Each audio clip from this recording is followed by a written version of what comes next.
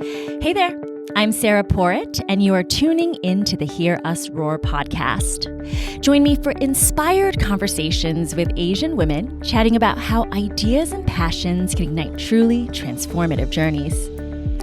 As an Asian American, I'm sure at some point you've heard the terms model minority myth and bamboo ceiling.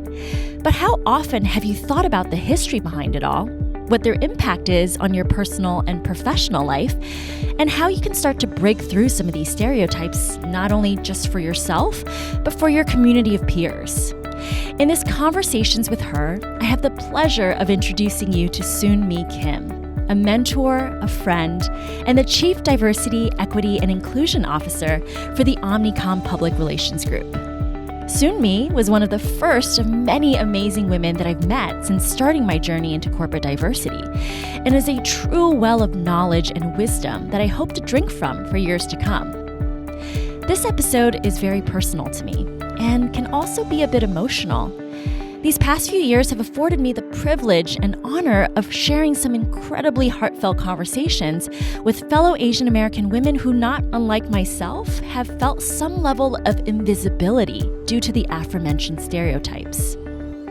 In speaking to Soon Mee, we get down to some real talk around privilege and perception and how we can all help ourselves to help each other in driving towards open dialogue and shifting towards positive change. But first things first, I'd love for you to get to know Soon Mee a bit better, so I've asked her to start us off by taking me back to when she was only 5 years old.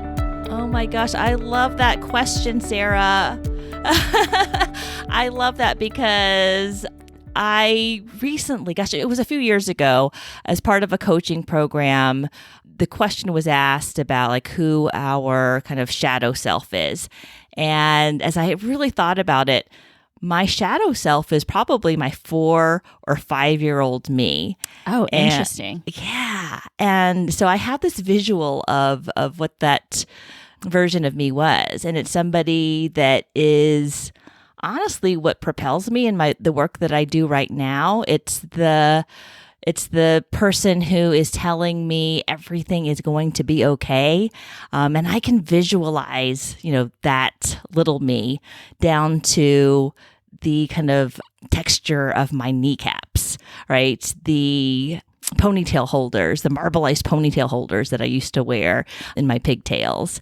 And yeah, so when I think about that person, it is someone who was really, really loved, someone who was also like the hopes and dreams of my parents who had recently come to the United States. It's somebody that had this nickname, which was a happy girl, because every time I saw folks, I would be like, hello, like as I was greeting them for the first time. And I would also say that person was just, I truly was happy. And I had skinned knees all the time because I was always running and playing and falling. And that image is actually quite vivid for me.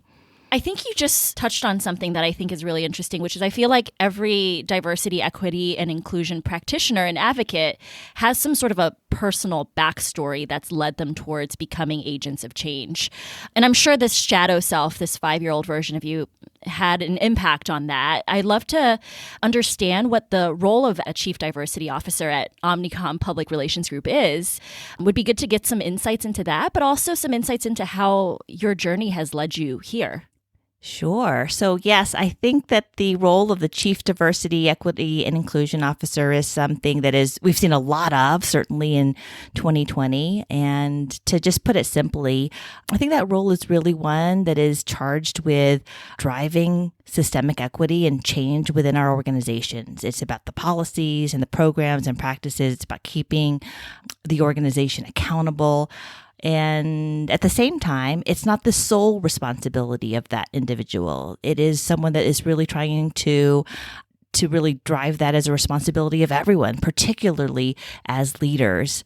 I think it's just an acknowledgement that we as an organization needs to be really intentional and work with urgency towards the equity that we need to see across our organizations. Specifically in my role with diversity, equity, and inclusion, that's actually a lot more recent. So while I was and have been at Porter Novelli, which is within the Omnicom network since 2005, my diversity journey is actually a little bit more recent. I have been a beneficiary of a very kind of racially, ethnically diverse office for some time, and that led me to really pursue that as a more specific part of my role starting in 2016, 2017.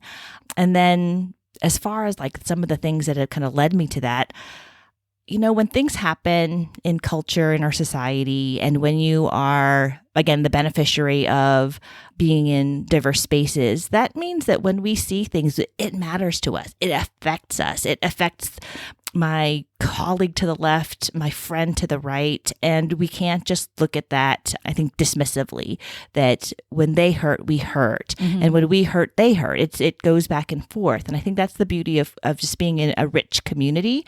But even before that, I think there's a lot that, even in terms of my background, that perhaps I wasn't really necessarily thinking about as at the forefront, but certainly has been really critical of, how I see things. I run a mentor program with early professionals and I guess senior college students.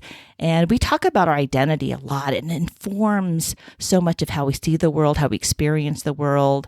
And something that I tell them, and as much as them to myself, is that our differences are really our superpower, because for our entire lives, we have been walking into rooms trying to understand context, recognizing, what is safe for us and others. When people speak, recognizing like, okay, what's the subtext here? What's the context? And I think that's actually very valuable tools across the board, certainly as leaders and also as communications professionals. It's a muscle that we've been developing over a very long time, as well as through, the code switching that we have to do to communicate, to be present in, a variety of circumstances. I love that you framed it up as an asset. I think that if we just shift that perception that tiny little bit, it makes us really perceive our differences in such a wonderful way. Yeah, absolutely. I think the framing is so important, because how we, see the world really impacts how we respond to it and act in it. So yeah, absolutely.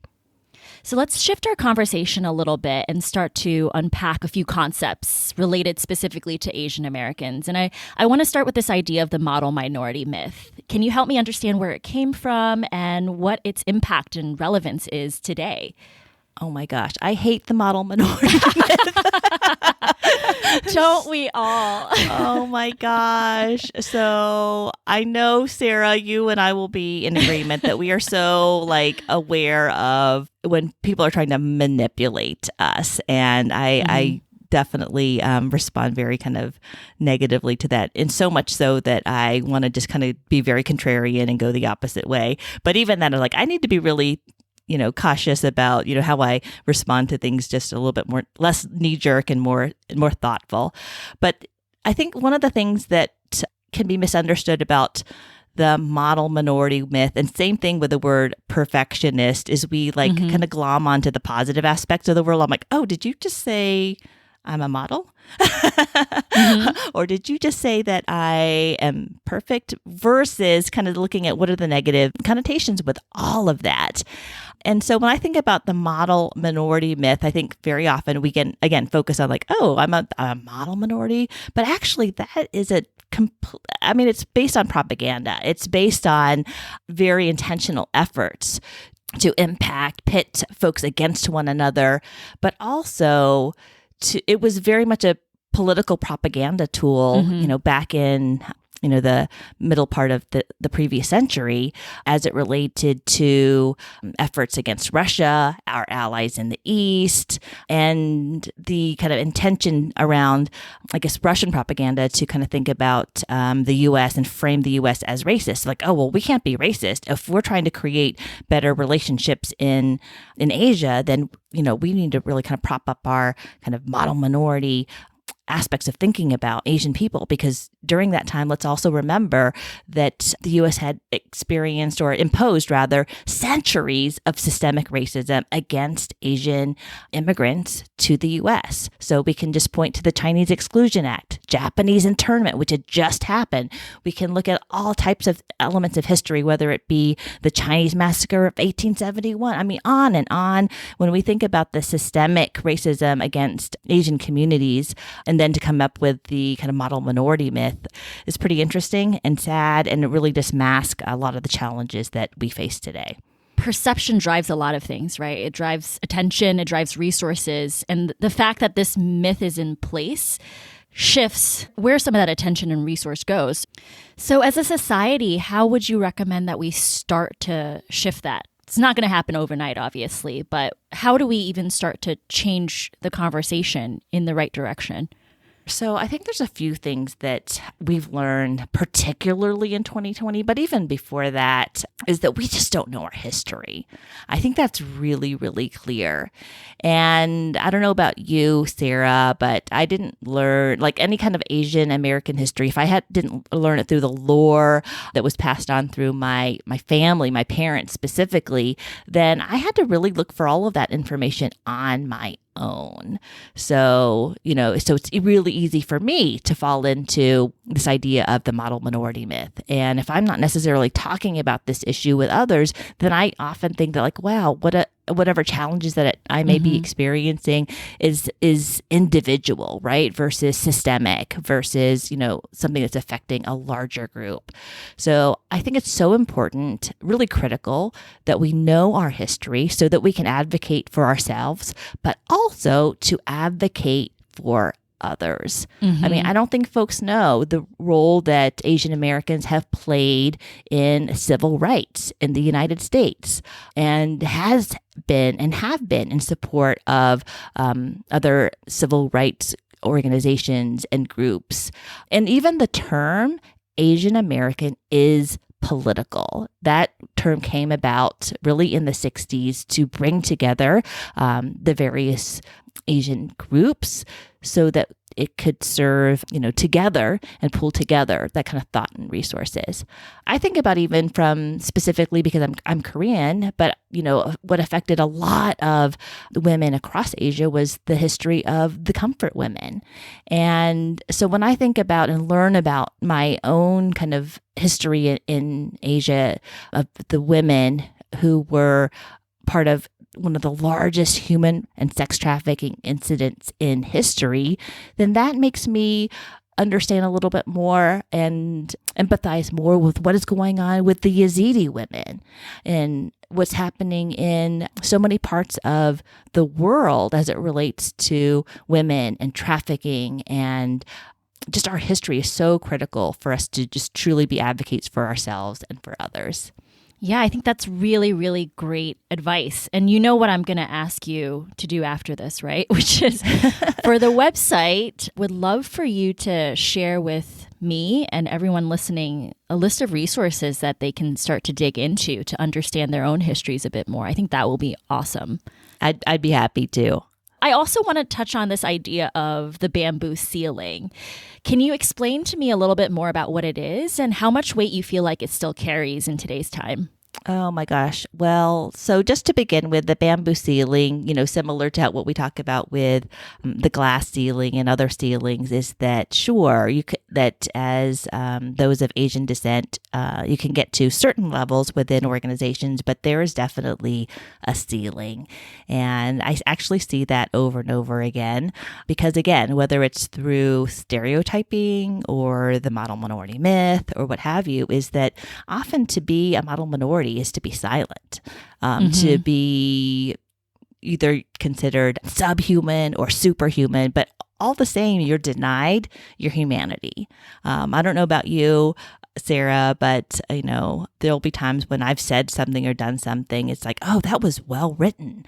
I'm like, yeah, I was born here. I can write and speak. and it's funny because folks don't even necessarily know that they're doing it. It's just a compliment. But I'm like, after a while, it's like, I've noticed a trend here. And I feel like the key with all of this was not necessarily that it was well written, but that it was insightful or interesting. But it's like, oh, that's really interesting to me that the first thought from you was like, that was well written. So, but yeah, I think there are just, or I've heard this several times, like, you are hilarious. I'm like, yeah, I know. And that's not necessarily me patting myself on the back, because there's sure people in my family that are like, that was not funny at all. But anyway, I understand that. But the fact that I have a personality at all, and that's not just me. There's plenty of folks that are like, oh, I didn't expect you to have a personality. I expected you to be humorless and really good at IT or math and science and STEM. And my kids have even heard that, like, oh, your parents are in non-STEM fields? That's fascinating. So what I think all of that is to say is that, as it relates to the bamboo ceiling, is that in the workplace, that means like you might be really good at your kind of technical skills, but do you have the managerial skills? Do you have the communication skills? Do you have like these other skills that can benefit you at kind of more at the tops of organizations? And so that bamboo ceiling often exists and it can take you to a certain level because there is that stereotype that you could do certain things really well technically, but yeah, like, do you have the personality, the presence, etc., to take it even further? So yes, I see this a lot. I see so many folks that are, that may have excelled in earlier parts of their career and then really come to a lot more of a lag and a ceiling as they advance. So you're at the top, you're at the chief level. How were you able to break through some of those perceptions of your assumed strengths and weaknesses as an Asian American? One thing that I would just say about that is I think I have to understand where I do have privilege, right? I do have privilege in the sense that I've been here a long time. I do speak the language, and I have a little bit better sense of the culture than maybe I would if I were more recently immigrated here. But I also realize that, it's not easy, and it's not easy to stay in particular roles either. So in terms of my own advancement, I mean, I have to really credit that to also the people around me that have allowed me to be my whole self. We talk about that a lot, right? In terms of diversity, equity, inclusion, like bring your whole self. There's a lot of times when we have to very much code switch. So if there are those around you that allow you to allow spaces for more psychological safety to be oneself, to really connect with people in ways that are kind of outside of the stereotype. Like anyone, I've definitely had my challenges within my career trajectory as well. But if there are places that I think I've been able to be kind of fortunate, is that I've been around really, really good people. I believe it. I feel like a lot of my personal success has been that as well. And that's inclusive of you, Soon Mee. So thank you. Thank you. Well, you're very kind. I feel really to be the blessed one in this relationship. Oh. You brought up something interesting, and this has come up in conversation twice now, which is code switching. I'd love for you to explain a little bit about what that is. And sometimes I feel like it can be perceived as a bad thing that someone feels the need to code switch. But I think the ability to code switch could be really important in being successful as well. Yeah. And by the way, it just makes me think of that really great podcast. If anyone is not listening to that, I think is a really, really good one. But yeah, I think code switching is just the fact that we have to at times, and other times, well, we'll just focus on the have to part, is that in these particular settings, there are times when we have to just be certain, I guess, edited versions of ourselves. And for a lot of people, let's just talk about Black women in particular, of just having to change their hair, right? And not be in an environment where natural hair is accepted and appreciated. It can mean for the Asian community of having to, change our names up. And gosh, those are, I guess, a little bit more kind of the physical appearances of it, but really even just change up the way that we act in different settings and just really kind of edit ourselves so that, in some cases, not really be our true selves. And that takes a lot of work and psychological and emotional time. But it also, I think there can be some, I've heard someone talk about it this way as a language. And you think about actual coding, right? Of having and using kind of these different languages, if you will, to interact within a situation.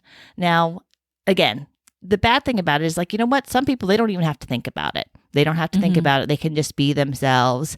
And for other people, it's a real recognition that, is there something about me that's not good enough? That's something about me that's not going to be accepted? Is there something about me that I have to really change to make it in this organization?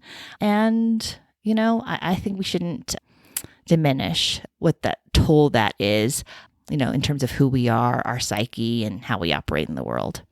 Yeah, I think it is such an interesting tool, right? Personally, it's a tool that I've used to break through some of that bamboo ceiling. But I think there's also a lot of tension around that idea because I feel like I'm assimilating, you know? Part of me wonders, am I being disingenuous by changing my name to Sarah, which is something that my parents did? Acting or speaking in a certain fashion to be able to fit in and be understood. I do wonder if some of that drives imposter syndrome. Oh, yeah. I do feel like imposter syndrome is a term that comes up more within Asian American circles than elsewhere. Yeah, it's so funny. I just had a conversation about this with someone recently. And I don't know, there's something about that term, imposter, that doesn't exactly sit right with me. But I do think it's like a hyper self-consciousness that exists. And I know, I mean, I consider myself to be relatively confident, but I also recognize there are times when I am absolutely overthinking. And you know, so for example, I'm new in my current role, and the group that I am with, the team that I'm with, I mean, they're very kind people and all of that. But at the same time, I will admit I'm in meetings. I'm like, I wonder how that was received. Shoot, I wish I'd said that better.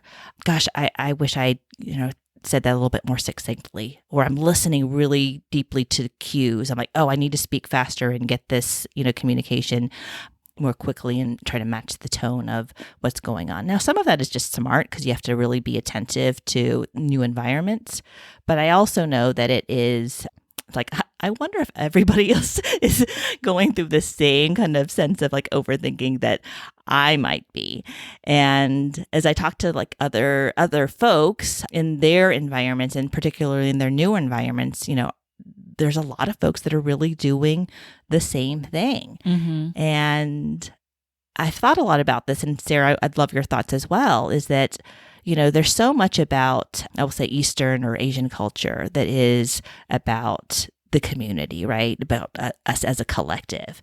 And to be thinking about our particular individual role as part of the collective is it's every day. It's ingrained in us, right? And to have to speak, you know, that kind of unspoken language. So, for example, if my mom says something about like the temperature, I'm like, that's my cue that I need to get her a sweater, or right? You know, so there's just certain things like that we're just kind of listening in for. In Korean, the word is nunchi, but it is that kind of unspoken language of really kind of like assessing what the situation is so that we can create harmony. Yeah, there's a lot that's going on in our heads in situations to, I think, look at ourselves in that situation. That's, I don't think imposter is quite the right word, but I think it is probably a hyper self-awareness. That imposter piece of that term never really sat right with me either. But I think you also struck on something, which is that a lot of sort of how we feel, how we are perceiving ourselves, how we're relating to certain situations, the internal dialogue that's going on in our heads, some of that has to do with our culture, this collective mentality. And I know you and I have talked about this idea of being selfless as an Asian American, especially as an Asian American woman, that idea being perceived as a very positive characteristic. But to your point, Soon Mee, you're losing yourself when you're doing that. So how much of sort of these constructs and how we view ourselves within them do you feel like is actually cultural? Yeah, it's funny because I have kind of put, on a pedestal for a very long time, this idea of selflessness. And I see that modeled in my mother. And I have always just like, wow, I wish I could be more selfless like her. She's the person that will always do without. And all of those are beautiful traits that I absolutely want to, and I hope that I am embodying in my actions towards people that I love. But I also have to be aware of the negative aspects of that, right? And I see that reinforced not only in my culture, but also in my faith. And I'm very, very aware now of when we say selfless, does that mean that I have to be less myself? Do I have to then be invisible as this culture and society often renders us to be? And it makes me think about every year I come up with kind of a word or a theme. And in 2020, I have a couple of words, but one of them is this word claim. And that word is important to me because I think for a long time, and again, I think part of this is being a part of a collectivist culture, is that I've wanted to be claimed. I wanted to be claimed as if like someone at some point is going to say, like, tap me, like, okay, hey, you are now American enough. You are enough. And any variety of ways. And this is, again, coming from somebody who was like, I feel like I'm a pretty confident person. But at the same time, what I wanted to really say for myself is I'm not waiting for someone to claim me, particularly when they have no advanced rights to be anything even more than me, and to kind of recognize the fact that like the claiming that needs to happen in the way that I think about it is really self-claiming, self-proclaiming, versus that selflessness. So yeah, I think it's just kind of this recognition that, I'm no longer waiting, I am claiming. I love that. And it actually ties to something that I wanted to talk about, which is having spoken to a lot of Asian American women over the years about sort of the challenges that they face in society, at work. I often sense a real deep level of emotional frustration in feeling that invisibility that you talked about, in feeling like a quote unquote white adjacent, and in lacking this real sense of belonging and more feeling like you're always trying to belong. Do you have any advice for those of us that feel this way to one degree or another? First of all, Sarah, I mean, you've touched on something so important and so deep. And so back when we used to do these kind of live events where we would see each other in person, I would often have some folks who are Asian American stay at the end and talk to me. And they were often in tears because, and I'm actually quite honored that they would see, some of themselves in me. I mean, it's such a high honor is how I think about it.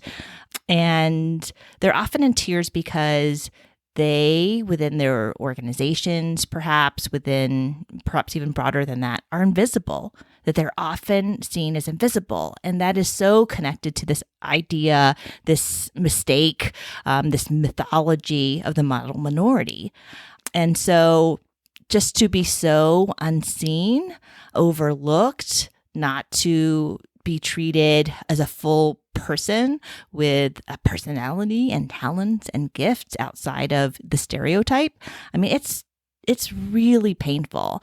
There's a great Harvard Business Review Women at Work podcast that talks about this to a degree that I think is really important. And so that's why I'm like, I've got to just say kudos to you, Sarah, for your podcast, for Hear Us Roar, that creates space for these voices of Asian American women to be told is not a small thing. So, I mean, I think it's so important that we just recognize just the pain that is associated with being rendered invisible. I think it's so important that we are in our advocacy for others, that too is an advocacy for ourselves. I think we're just, again, so connected. And so as we, use that muscle and that pain and apply that, across the needs that exist within our society, I think that gives us strength. And if you have a propensity to not want to necessarily advocate for yourself, realize that you're not advocating for yourself. You're advocating for others who see themselves perhaps in you. My daughter recently had a situation where she was experiencing some kind of microaggression at work, and I was so furious, and my kind of feedback to her is you need to address this for every Asian American young professional who is also experiencing this in the workplace. So yeah, again, just taking, I guess, the positive sides of representation and using that as fuel for, speaking up. Thank you. Thank you, Soon Mee. This has been an amazing conversation. And I feel like every time I talk to you, number one, I just relate to you so much that I want to cry.